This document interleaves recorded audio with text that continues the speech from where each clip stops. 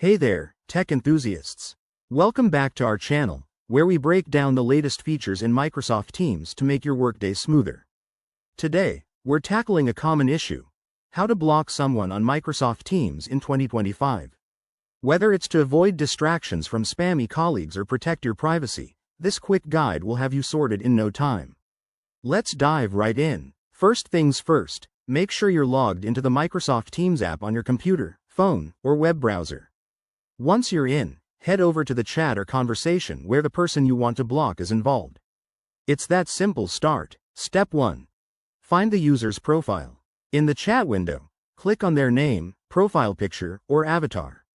This will bring up a menu with various options tailored for 2025's updated interface.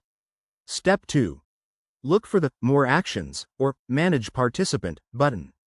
Microsoft has streamlined this in the latest version, so it should be easy to spot, usually represented by 3 dots or a gear icon. Step 3. From the drop-down menu, select Block or Block User. You'll get a confirmation prompt to double-check, as this action is permanent until you unblock them.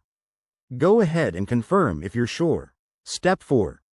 Once blocked, that user won't be able to send you direct messages, add you to meetings, or interact with you in one-on-one chats. However, keep in mind that in group chats, they might still see your messages unless you leave the group. Now, a quick tip. Blocking isn't the same as muting.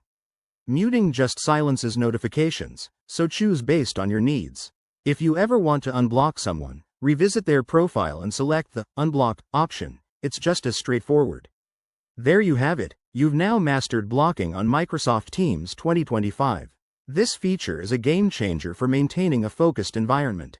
If you found this helpful, hit that like button, subscribe for more tech tutorials, and drop your questions in the comments below.